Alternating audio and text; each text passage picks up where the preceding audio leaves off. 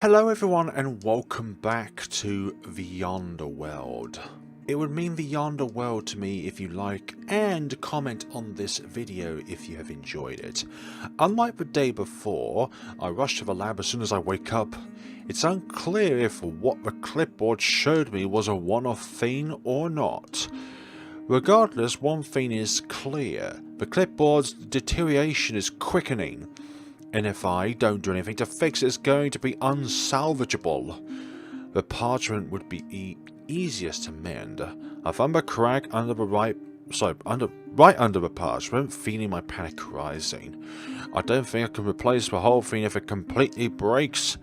From what I've read about these devices, I know that some of them need to be made from specific types of wood.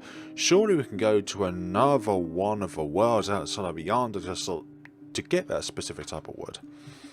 Cedar and oak are most common, but I'm not knowledgeable enough to distinguish what mine is made out of. How in heaven can you tell from just a look anyway? They all look the same. They have different properties. Alright, Flarus, calm down. For as long as the board doesn't break, all I need to do is mend it. Using a Ouija or a Weiger board, however you want to call it, though if it was just some material, it would have been simple. I stared down at the research notes I've gathered, feeling despair wailing up again, and again, and again. No, I can tell that some of the enchantments are disrupted as well. Not the lovely enchantments that are passed down from generations to generations of angels in order to completely restore the clipboard to what it was. I need to weave the blessings at the same time as the wood is being mended. And I'm definitely not great with either. Put some more confidence, more faith in yourself, dear angel. And Aksan, what are you doing? You make some interesting noises, and you make some interesting ways of surprising us. You scared me popping out of nowhere like that. I went through the front door. It's not like there's a back passage anywheres. Nowhere at all. I huffed and puffed and I glared down at my uncooperative devices. I'm just trying to fix some stuff. I did some research, but nothing here is exactly compatible with what I need. You can read the books here? Taken aback by a question, I look up blinking. Is that the Looney Tunes blinking effect? Shouldn't I be able to? Most of them are in different languages. All of them do not exist in your world. It does not feel like someone cast magic in here recently. Well, aside from the imp, that is. Oh? No, there was... I didn't cast any magic. I'm not good with magic, but an innate skill revolves around languages, actually. Innate language skill? Yes. So you can understand any language, written or spoken? Well, both? I mean, yes, I can understand any language presents to me, even if it doesn't belong in my world or if a language is dead. Of course, coded texts are different. I would be able to understand what's written down on face level, but it will still take time to decode. I can, well, obviously I can speak and write languages as I do not know. As long as I've heard or read it, of course. I can understand hieroglyphic languages perfectly as well. That is quite the useful talent you have there. Useful? Really? How can it not be? You can understand any language, even if it is otherworldly, without the use of magic or external devices. And if I am not mistaken, angels have perfect memories as well. Yeah, like an elephant. Yes. The sheer amount of knowledge you can absorb must be astounding. Is Aksan praising me? But thank you? This can make you unfathomably dangerous too. Oh, not this again. Why does everything seem like a threat to you? Paranoia can be your most effective ally at times. No. Shaking my head, I pinch the bridge of my nose. Well, I'm not here to bring doom to anyone or be some kind of informant. That is still debatable, but we shall see with time.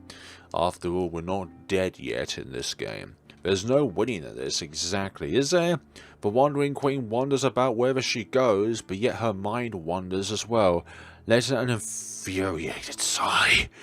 I make a couple more notes about the device's states. It's probably just going to make her more paranoid, but honestly I feel like I'm doing that just out of spite at this point. These devices are for me to communicate directly with my superiors. Though that's mostly one-sided.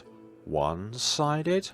Yeah, the clipboard's main function is to announce the orders I have for my superiors, and display basic information about my surrounding area onto the parchment. It has a certain amount of information that was already registered, and can be accessed using the quill here with a bit of my grace. The parchment has, or at least it should, a limited storage for the information I need. I can register. I can also send an emergency request to my superior should the need arise.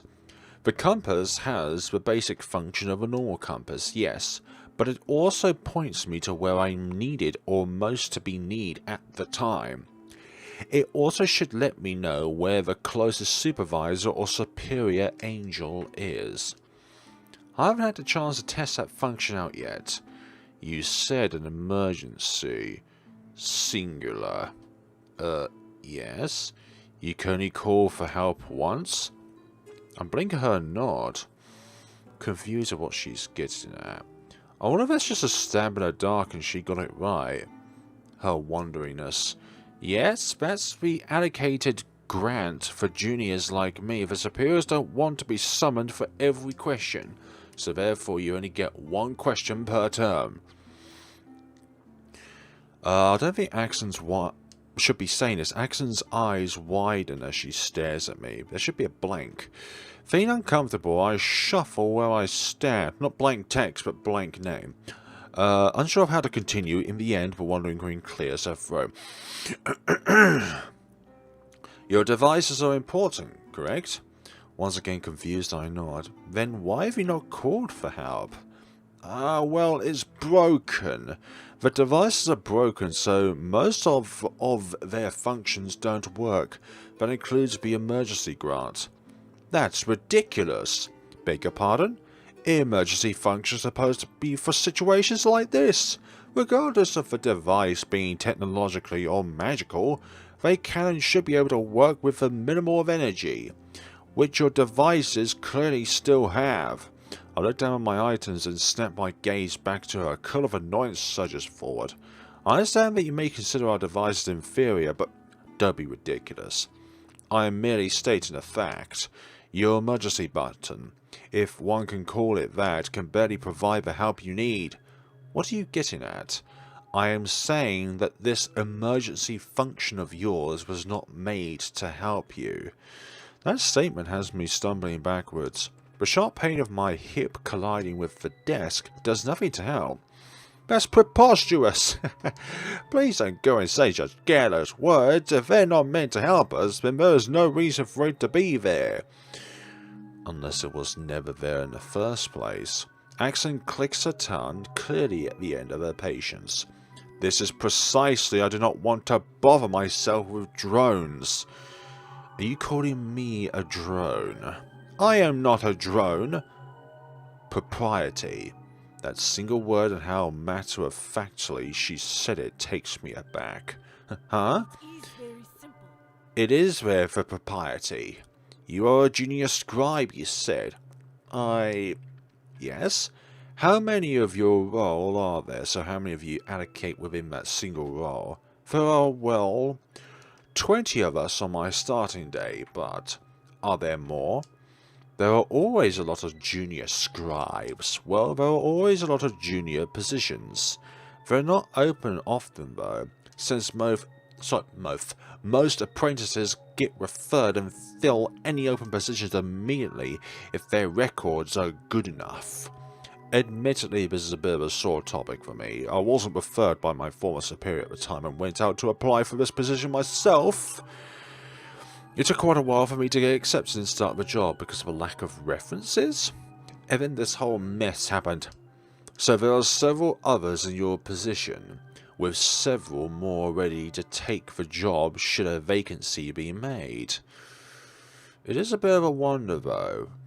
It could be the fact that the higher-ups of Vellus, by the default name of the protagonist, may not have wanted her to join anyways, but because she met the qualifications they were forced to accept her. Blinking, I nod at Aksan, now curious as to where she is going with this. She lets out an annoyed huff. Huh? The answer is clear then. You are easily replaceable. God damn it. What do you think this is, like a hive mind or something? Oh dear. The simple yet brutal statement yanks the floor out from under me. I stagger, grabbing onto the desk as I gape at her. Excuse me? She flicks the clipboard with a metallic hand. There is no point in installing a proper emergency system if the object of urgency is not important and can be easily replaced at a moment's notice. An angel's soul is immortal and ultimately returns to their god creator once the vessel expires. Unless the angel falls, then the soul plummets straight into their world's hell. That must have been true for every single world I know. I do not believe yours is an exception. Based on that and what you said, it is easily deductible how your higher-ups rationalize this. No wastage that way. You know, just sent to a different dimension where you would be taken care of by their masters. The room falls into a deathly silence after her last words. Then a terrible ringing explodes in my ears. Oh gosh, bringing with it an excruciating pain. A sudden floodgate of emotions overwhelm me, to a point I don't even know what to think. I feel as though my chest is going to collapse under an invisible weight, one that is so heavy and so invisible. A part of me wants to rebut her words, but that part is so distant, so muffled, like it's drowning under the onslaught of feelings I'm having. I don't think Aksan is saying these words out of malice. It's more like an ultimatum of sorts to have some reconsiderations for yourself as to where you want to go in life and what your purpose is. I open my mouth, but only a gargled choke comes out. Young angel, my angry scream interrupts whatever she is about to say. I don't want to hear it. I don't want to. Abruptly, I swipe my device into my arms and run out of the room, ignoring Aksan's startled call. Useless. Useless. Useless. I think that, well, it took like 3 days, sorry, to day, yeah, you're malfunctioning because you only had two numbers after day, and now it's many. I stare at the displayed jumble of letters, too numb to feel anything. I've locked myself up in this room for the past 3 days. I'm sure Aksan is a little bit concerned. Not worried, concerned. The first was a violent mess. After rushing back here, I screamed my throat raw and bloodied. I grabbed everything I could and smashed them on the floor. Yikes. I didn't stop the destruction until I literally passed out, only to wake up to it being whole and spotless once more. Oh gosh. It's almost like you didn't even cause a destruction, but somebody elsewhere that you don't know about has a record of all of the different desolations that you've committed. That sent me into a maniacal descent, screaming and thrashing again until I collapsed onto the bed, sobbing until exhaustion won me over. See, even the most precious things can cause such destruction. The following day was cathartic. I lay sprawled, staring listlessly at the ceiling until my eyes burned and my torn throat twisted into gargled cries. The room is whole again, but I am not. I'm the only thing that this magical force does not fix. Somehow, during my entire manic episode, I did not touch my devices at all, but yet somehow my device is still broken beyond repair. Part of me both hates and is grateful for it. I can't decide on which, and frankly I couldn't care. Even my sleep, or the semblance of it, was plagued with nightmares of familiar voices and faceless strangers, with phrases I've buried so deep at the back of my head they clawed my mind to shreds on the way out. I tried to get up once today. My body is so fatigued, I slumped to the floor almost immediately. I can't be bothered to get up. What's the point? I hate that Aksan told me what she did. I hate it more because I agree with her. A realization. The 5 stages of grief, as they say, and which stage are you currently in? Vellus, Flarus. I never forgot about the emergency function. I just didn't want to use it. I knew what would happen if I did, but have you already used it? That's the question. Holding up the device as I stare at the torn parchment, face too numb to even twitch. Day 20 million, billion, trillion. The tape around the compass finally gives out, sending the device clattering to the floor. It didn't shatter on impact, but I wish it did. A hollowed breath escapes me, and I let my arms fall to the floor. It doesn't matter anymore. It doesn't matter. Just leave me in my own little world. Ah, great. I'm dreaming again. It was more like a nightmare, and it shifted slightly to the right alignment. Who is it this time? My superior? Old caretaker? Lily? Who is Lily? Unless it's a flower, of course, but I'm almost certain that Lily as a flower is spelled differently. I almost chuckle at that. It's been a while since I last thought about her, but it's apt that she would come to mock me when I'm at my lowest. Still, I shrink to myself, resigned before the shadows and cutting words to come. Angel. Angel. What the... How did you get in here? I thought this was a place where only I can be. Young Angel.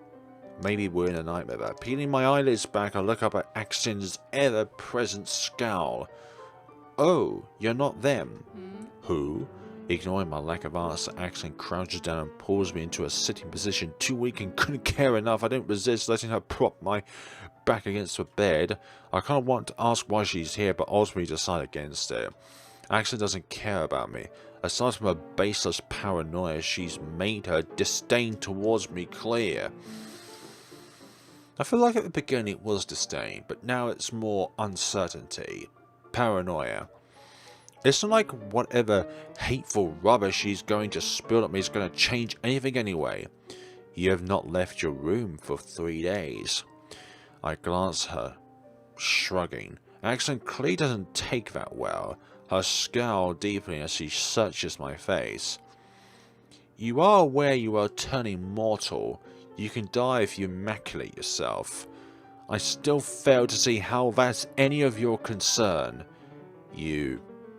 Ah, if you think it's because of what you said, then don't worry about it. Well, it's kind of because of what you said, but not in the context you might think. I always knew nobody was going to come for me. I just want to admit that out loud. So in a weird sort of way, I think I have to say thank you.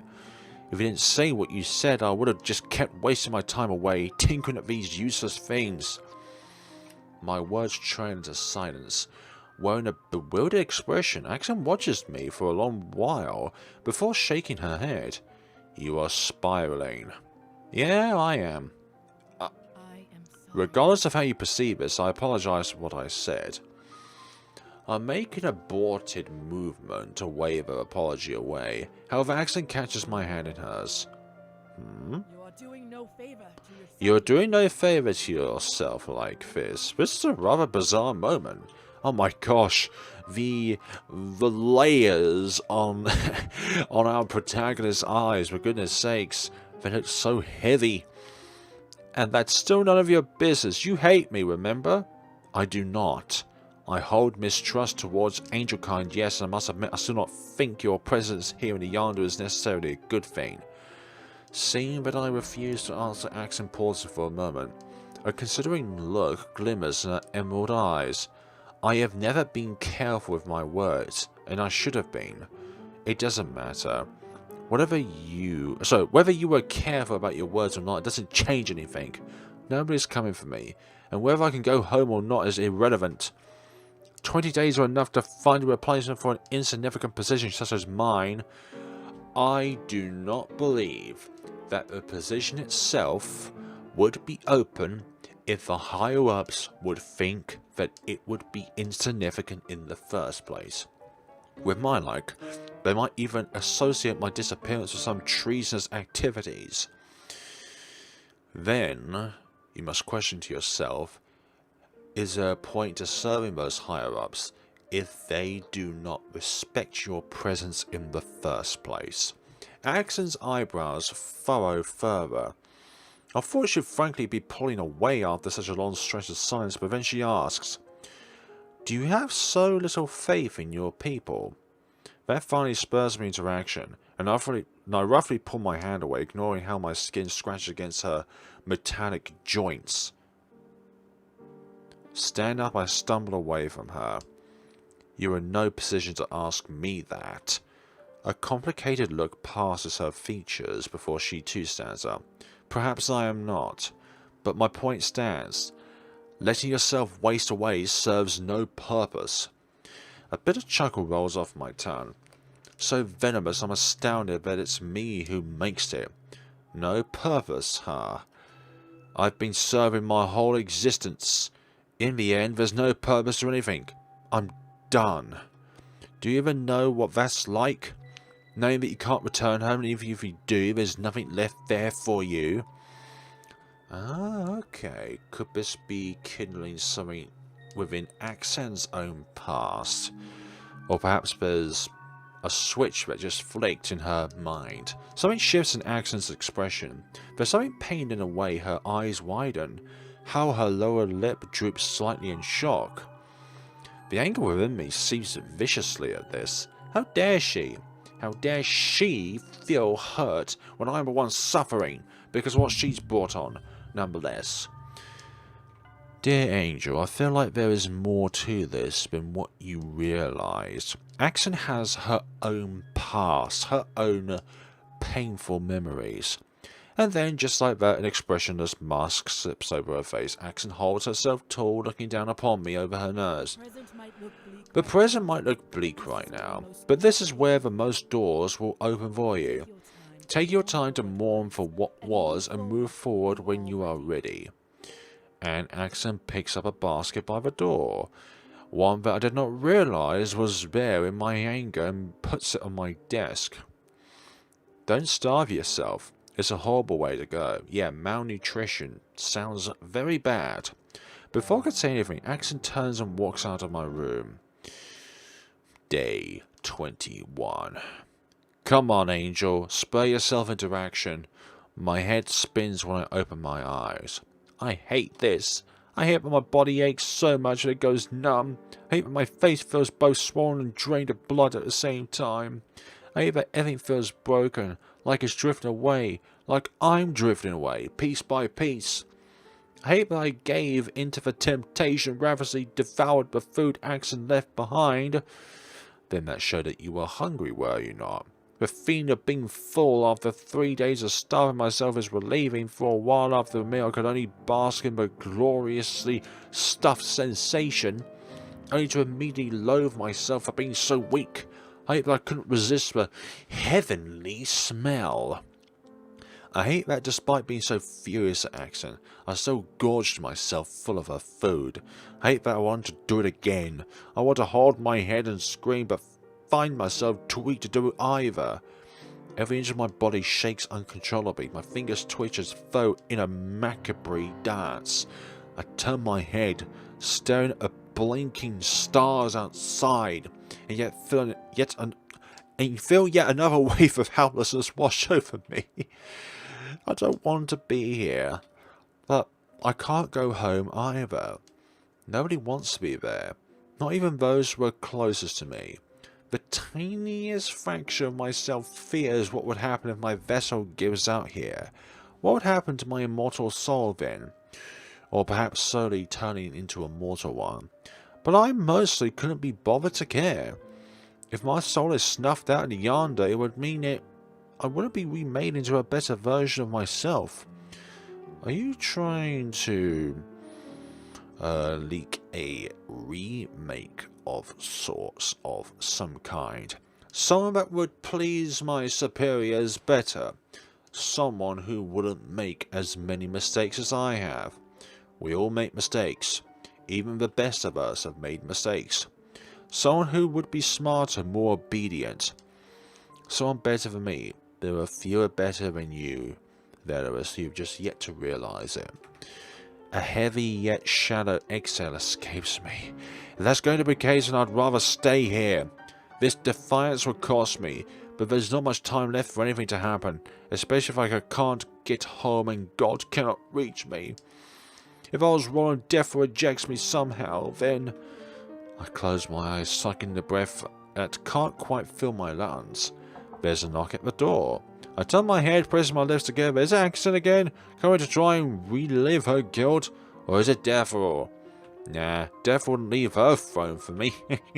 Yeah, she's just knocking very far away like that very stretchy man from Fantastic Four. Or is it someone else? Why the hell not? It's not like letting someone in will change anything anyway. I let out a raspy positive. Raspy positive. The door creaks open, standing there is someone I truly didn't expect. Hello. Uden? I blinked twice at him, not really having the energy to respond despite my surprise. Taking my silence as positive, Uden slithers in, gently closing the door behind him. He holds a woven basket dangling by his side. An enticing, delicious aroma wafts from it. I hate that I'm immediately drawn to it. Damn, Aksan sent these. Of course she did. Is Devil just letting anyone go to my room now? Well, that's unsurprising considering I'm not anything important like Aksan, Finian, or even Cassius. Are you sure about that? Because you are granted access to the Hall of Memories, protagonist, so therefore you are definitely important in some ways.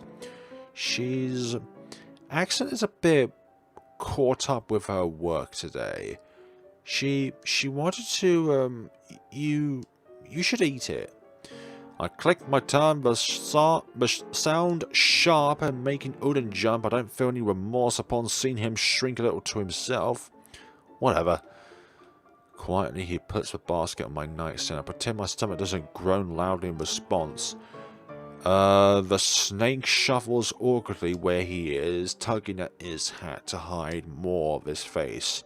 I'm not sure how to pronounce that word properly without it sounding a little bit off-putting. How are you? I want to sneer at him, but what comes out is even less than a grunt. Another uncomfortable silence stretches, one that I'm not particularly keen to break. I wish Uden would just go away. I don't want more people to witness how pathetic I am right now. Clearly can't read my thoughts, for he continues to linger there, seemingly unsure of what to say at my lack of response.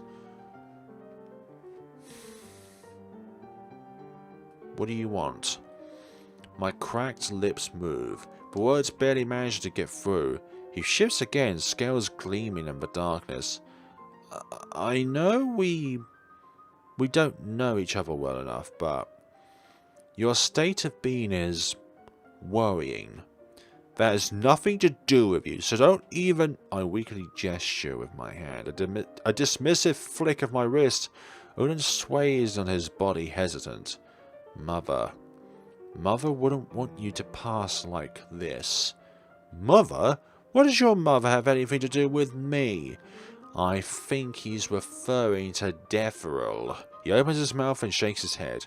Regardless, how are you feeling? I turn away from him, glaring at the wall. That's irrelevant. It's not. I click my tongue again. A noise rises further within me, but I can't find the energy to argue. Whatever, nobody ever wants to agree with anything I say anyway. Your feelings are not irrelevant. I blink. Somewhat taken aback. It's enough for me to turn around and stare at him. Uden shuffles nervously again. I know that, that we don't know each other well. But there's one thing I know for sure. Your feelings matter exactly. And it might feel like you're not alone here. But there are others who clearly care enough about you. Otherwise, I wouldn't have been here. Who? Aksan? She just feels bad about saying those words to me. I don't think so. If Aksan didn't have any kind of genuineness behind what she's feeling, then she wouldn't have come here in the first place. Like, she doesn't have to be here. She doesn't have to give you food, but in a way, she is doing that. Odin pauses, his tail lashing anxiously.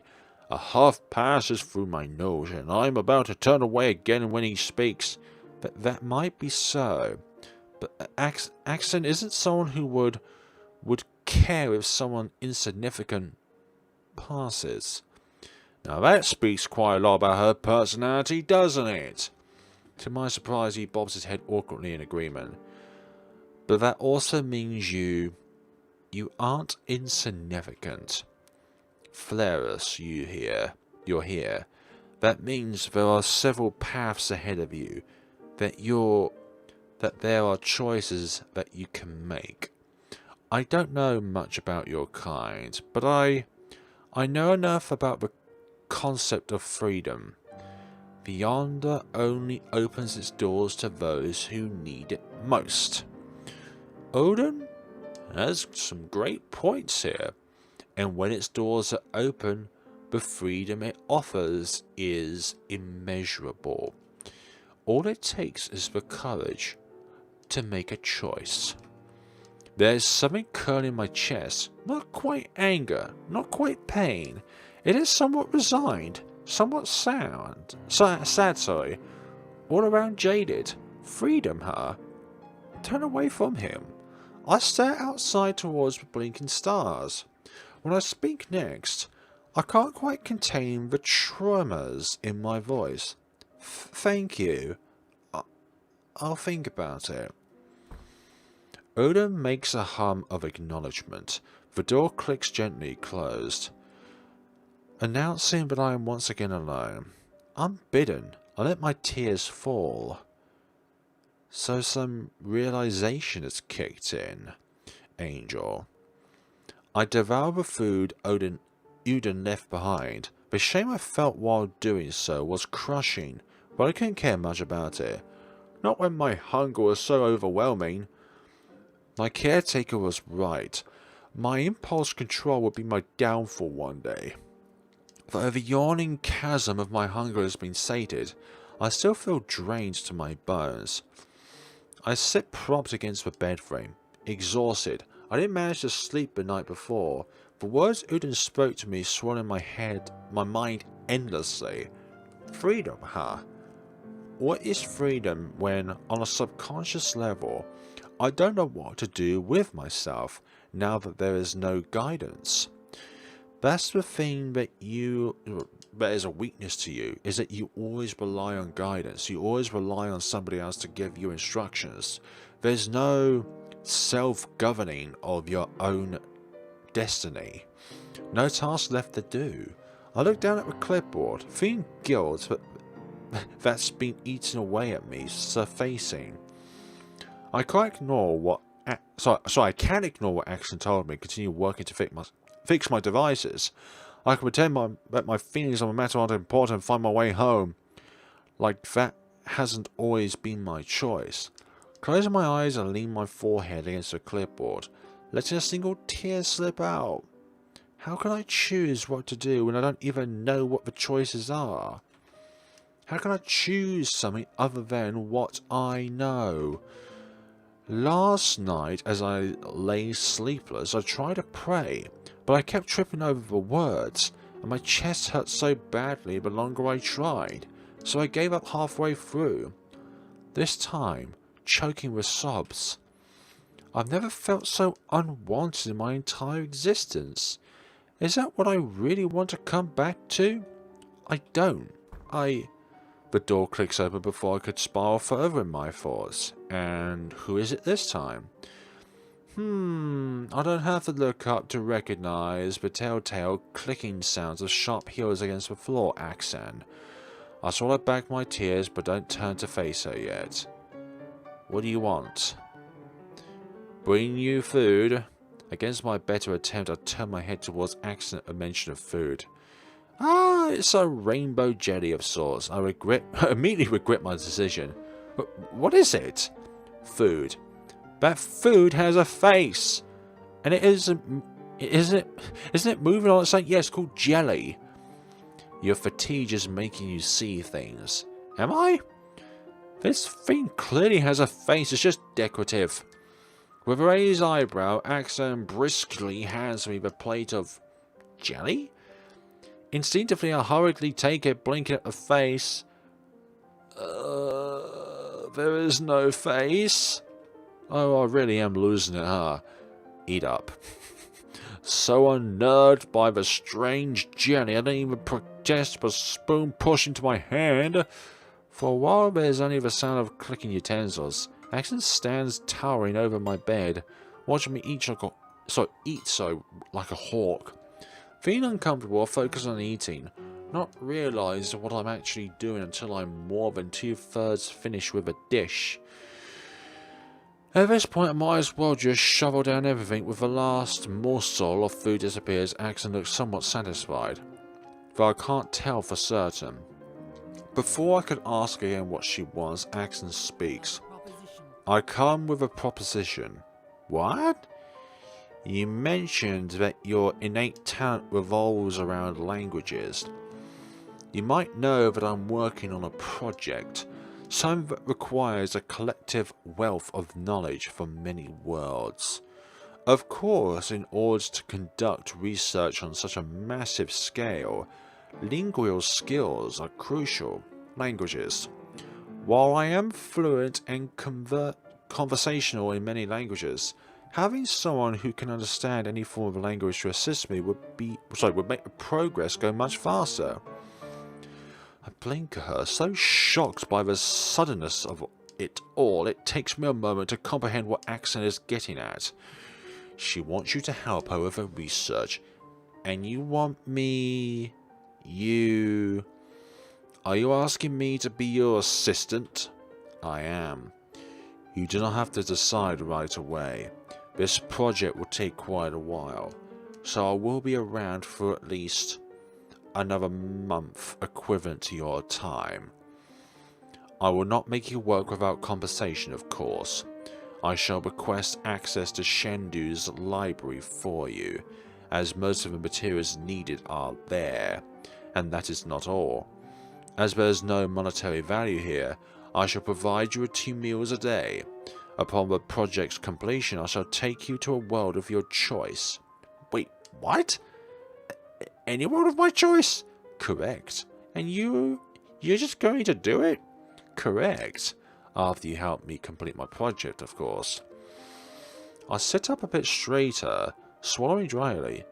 You're not doing this because of what happened the day before? No. This is purely transactional, as stated. I see. You do not have to give me an answer right away. I understand this is a... I accept. Just like that. I accept. Heavens above, I'm sorry, but you are no longer worthy of my grace. Exactly, yeah. Aksan is so gobsmacked. I see. I will have a contract drawn and ready for you. Come see me tomorrow at the research hall. I will. With a dip of her head, Aksan turns around and leaves. As the door closes, I slump backwards against the headboard, looking up at the ceiling. I didn't even think about it. I just accepted her proposal. Ah, but there isn't anything else to do, is there? Library would be nice. Looking down at the clipboard, I feel my heart sink with guilt. Oh my god, this screen really is corrupted. Whether she knows or not, I would be terribly skeptical if she isn't completely aware. Aksan has given me an easy way out. It's better than to try and fix this all by myself. After I'm done with whatever project Aksan needs my help with, I can just choose to go home. Or somewhere else. We shall see. It is after all the 23rd day we're here.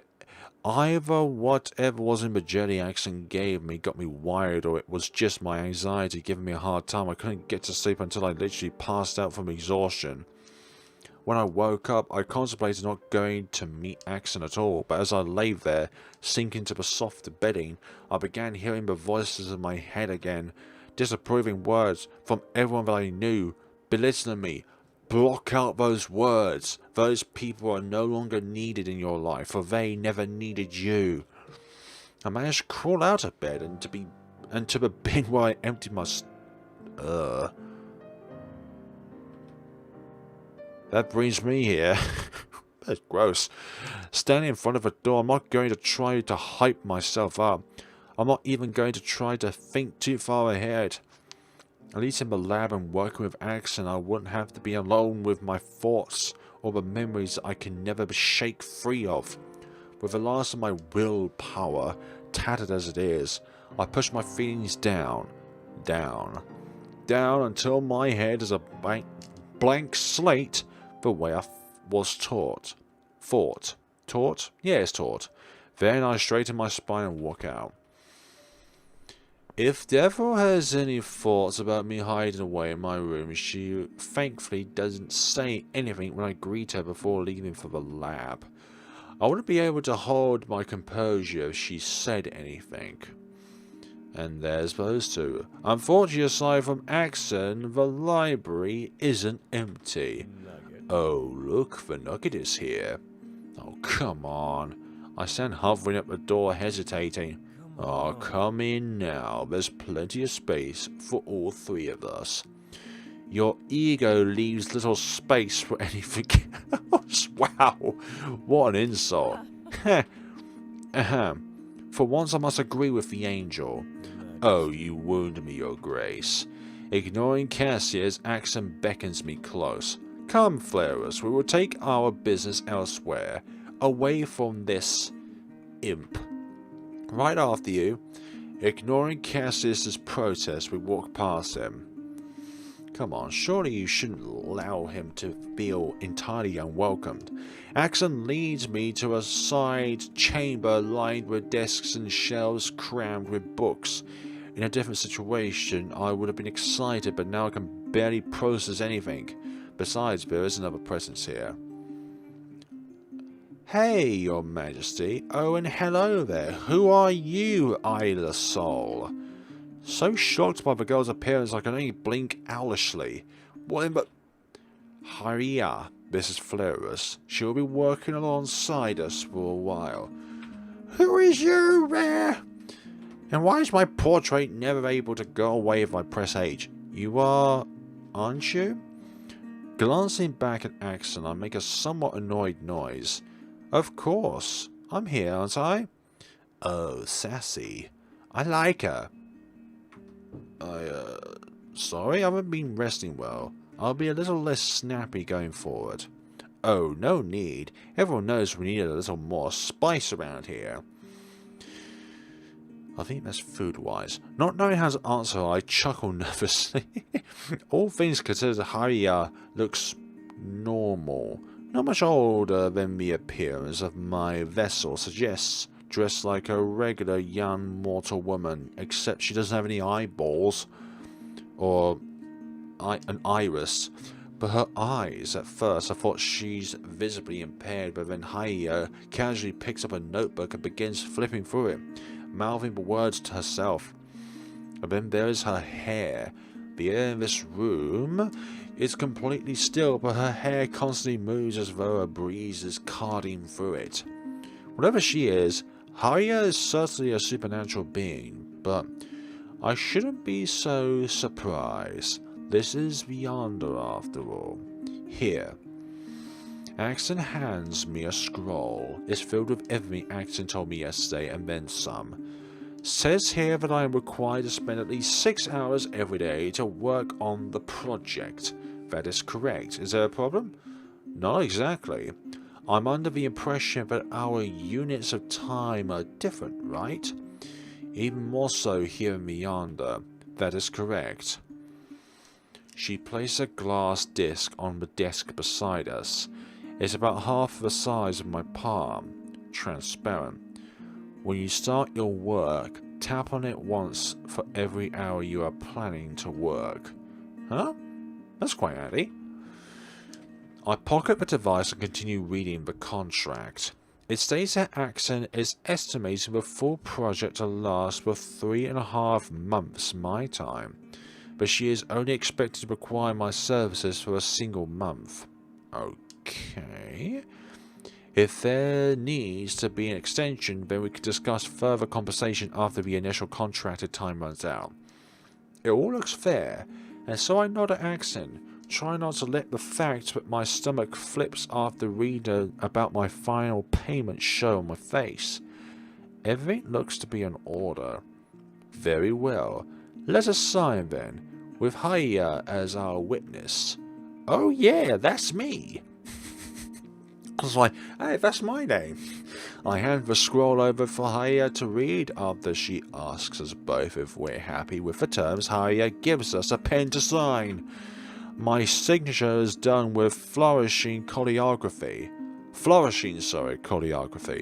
while Aksan is done in the form of a hieroglyphic language I've never seen before, but can you understand it? I'm not going to try and pronounce those first 3 words, but last queen of the Roxic Empire.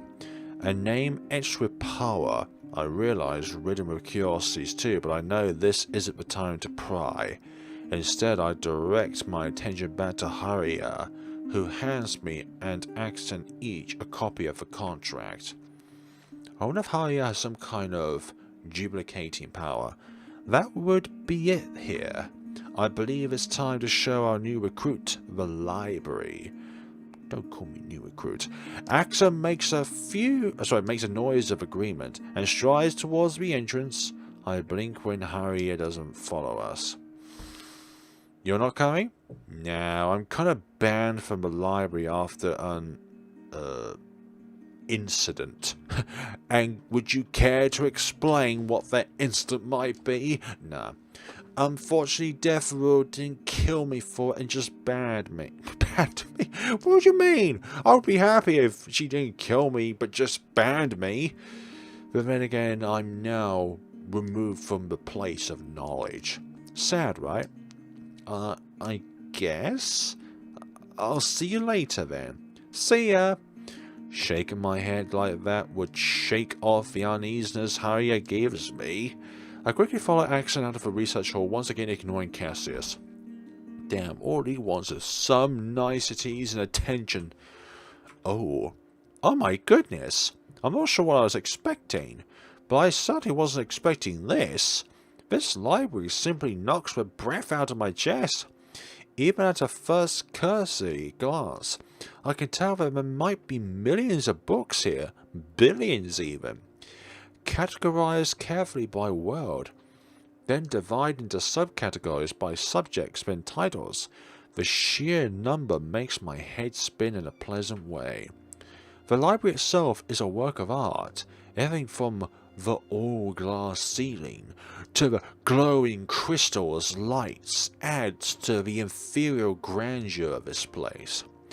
There are arcs on the walls, fixed full of shelves and even full of books, that laid into other chambers just as vast and stocked. I was about to say shocked, man. I just can't quite keep a smile off my face. My hand hovers over glossy book spines, not quite touching, giddy and nervous all the same time. By the Lord's grace, where do I even start? It is certainly impressive, is it not?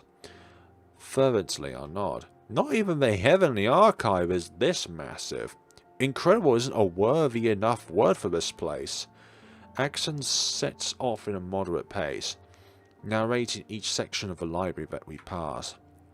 There are even more books that I could have dreamt of. Every new title, every new language or spot brings a wave of giddiness through my system. There is so much knowledge here, so many literacy works that I can burrow myself into and never want for anything again. Alas, I'm here on a task. There are no restrictions as to where you may go here, however you are only allowed to be here during the duration of your work.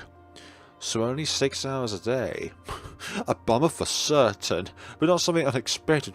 I wanted more hours here, for goodness sakes. From Vellus' perspective, it's like 6 hours, is that it? To be honest, being given the privilege to enter this place is more than enough.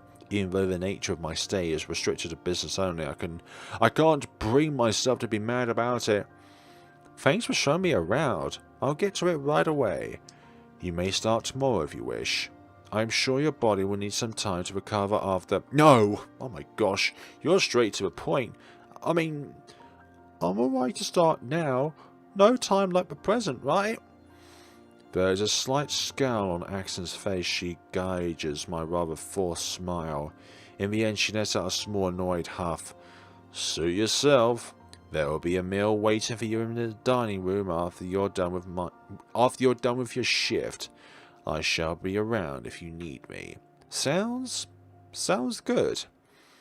Damn. Day 24. As soon as I wake up, I rush to the library.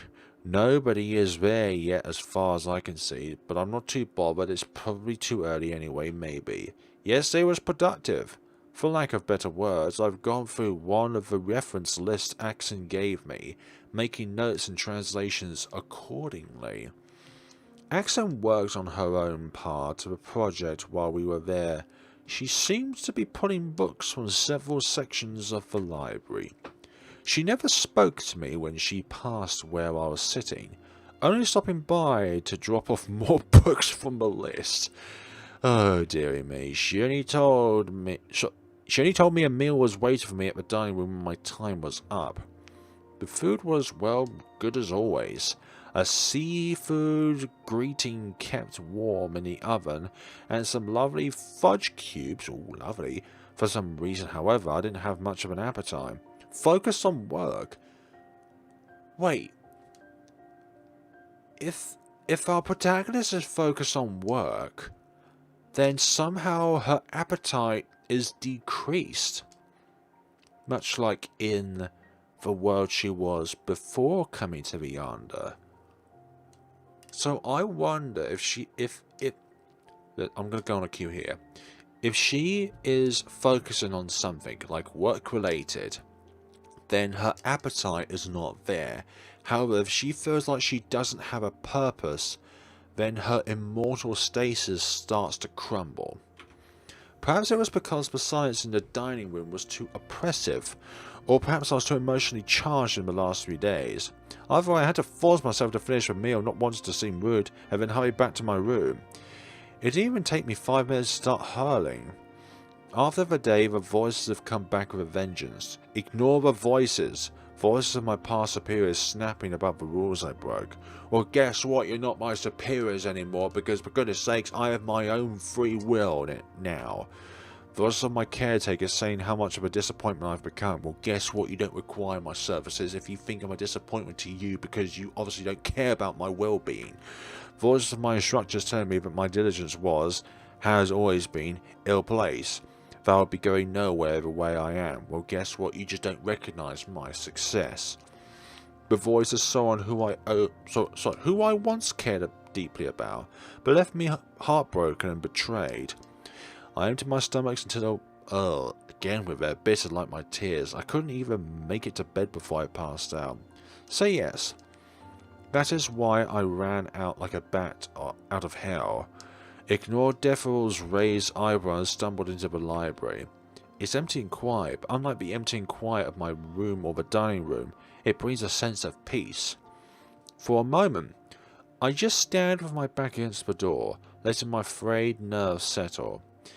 Then, pressing my lips together, I peel myself off the cool wooden surface and head off to where I was yesterday. I am here for a task, and I have an allocated amount of time to be here. I must make the most out of it. I don't want to be banned like Haya or test Deferel's patience right now. Sitting down to one of the reading desks, I check the notes I left there the day before, then activate the time counter. Aksan hasn't exactly let me know what kind of project she is working on, but from what I've seen, it largely has to do with paleo mass teleportation, soul cleansing rites, and curse removal. The subjects do make my mind wander, but none of them seem evil in nature, so I've decided to let it be for now. It's not like I'm in any mental capacity, sorry, to think about anyone else's problems anyway. About halfway into my work, I hear footsteps approaching.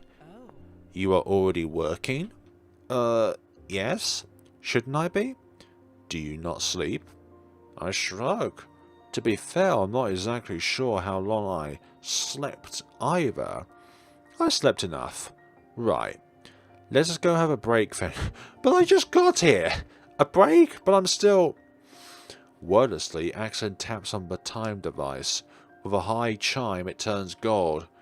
Once you return from the break and to here, tap it again, it will resume running the remaining time.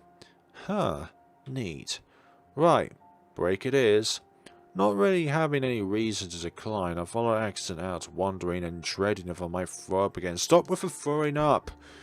It's unhealthy.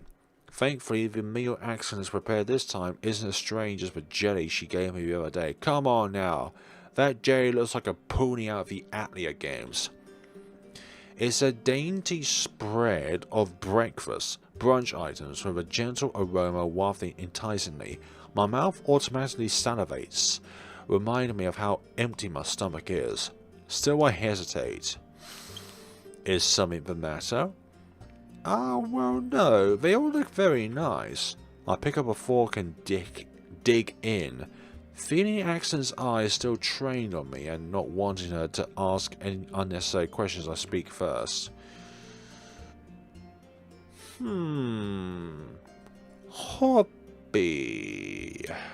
Hobby, you do know lots about food, huh?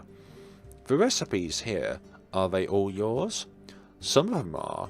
Most were collected from the worlds I have visited. That's quite impressive. Are they all your favourite? I wouldn't necessarily think so. If I had to put all the recipes I've collected over the years, then I would need a library for myself. Wow. Of course. I turned back to the food, delicious as always, but the silence quickly unnerves me. Sucking in a breath, I ask, You're not a normal monarch, are you? That definitely wasn't the right question to ask. The temperature in the air immediately plummets, and my stomach squirms worryingly under Aksan's suddenly sharpened gaze. What do you mean? Sorry, I didn't mean for it to come out like that. I'm just... The monarchs and royalties of my world, even those who are portrayed in fiction, would never stoop themselves to do a commoner's task, such as cooking. Hey, anyone can enjoy cooking. Not to mention serving food to a lowly ranked individual as I am. Yeah, a monarch's most important duty is to serve their country. Exactly. That does not only apply to state affairs and court work. Sighing, Aksan puts her fork down. A contemplative look dance her eyes. There is a tradition in my homeland. The crowning monarch must present a skill in their ascension ceremony. A skill that everyone should know. A skill often associated with the common folks, as you would say, to represent the wishes the new reign would hope to bring to the people. She looks down at the food, a fond, distant smile on her lips. I chose cooking. And I think cooking is an incredibly wonderful skill to pick up. A simple yet utterly necessary skill, because food is something everyone needs to survive. Exactly. It's like a car without fuel. It will not go forward unless you give it fuel. It is a sign of comfort. Being able to eat full meals every day is a small yet significant perk of life. And it is something that everyone unfortunately does not have the access to. Aksan suddenly stops. Her words hang on an uncertain note as her eyes become far off. Slowly, her expression settles again. Unraveled and callous, like the first time we met, she clears her throat. Cooking is a skill that I do not want to forget. She doesn't elaborate any further. Knowing that this is the end of our conversation, I bob my head and quietly return to the food. After washing up, Aksan accompanies me back to the library. The routine from yesterday repeats. with me going about my task. However, as I started the day too early, I quickly ran out of my time in the library. I check my turn, somewhat annoyed, as Vellus summoned Aksan rounds the corner carrying a stack of books. I will be here for a while. You can retire to your room for now. You can go to the dining room in 3 more hours. You may use the device to keep track of the time. Right. Aksan looks like she wants to say something else, but I quickly gather up my notes and leave before she can. I don't want to go back to my room just yet. I don't think I can deal with whatever my head would try to make me hear, sorry. Slowing down my pace, I consider my options. I can just go to the dining room, but being alone there for 3 whole hours seems like a terrible idea. I don't want Aksan to think of me as more desperate than she probably already does. The research hall is quickly discarded as well. I can potentially ask more about the project from Haya, but I don't want to raise any alarm so early. Haya also unsettles me, but I don't want to tiptoe around her right now. Besides, running to cast is the last thing I want, so the Hall of Memory or Deferral. Ah, yes, that leaves the throne room and the Hall of Memory, Deferral. There's a pain of guilt upon thinking about her, regardless of what she is and how she strangely behaves. I lied my way here. I don't want to face her just yet. The Hall of Memory it is, then.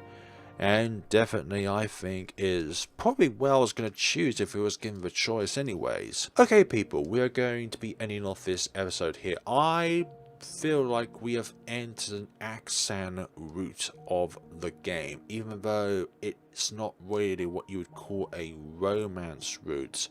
Considering, like, with other games, when you enter their route or a character's route, it's for a romanceable like purpose behind it, but this is more like a project based work where we're helping out Aksan with her projects in a way, but I feel like in some ways she requires Vellus's vast knowledge of linguistical means to be able to allow her to carry out with her work as well, because it's like she's traveled to different worlds. She's the wandering queen, she's gone about here and there and stuff like that, but I feel like she also wants a fresh pair of eyes and also even more knowledge to be able to look over what she has done, what she is doing, and be able to help her out from there. But the majority of this episode, or at least definitely the latter half of this episode, has been mainly focused about Aksan. And in a way, that's great, because Aksan, I believe, is just as much of an enigma as Deferral is. But in this way, I feel that we have done justice here right about now. Whatever that entails. But Aksan's love for food, and regarding like the royalties and the monarchs sort of thing, I personally believe it does not matter what kind of hierarchy monarchs or royalties think that cooking is. Like, they think that cooking is a skill that can only be wielded by those who are the lowest of paid, the lowest of the low when it comes to social hierarchy. But that is not true. Cooking is one of the most important skills you could ever muster, and it's something that can separate you from somebody who cannot cook. So I think, Aksan, that is definitely a skill that you should always cherish. Anyways, I'm rambling on too long, and this outroduction has been going on for long enough, but I am really fascinated to see where we go next. What kind of things could I theorize in the next time around, yandering about in this Yonder world? Thank you so much for watching, and take care of yourselves, people.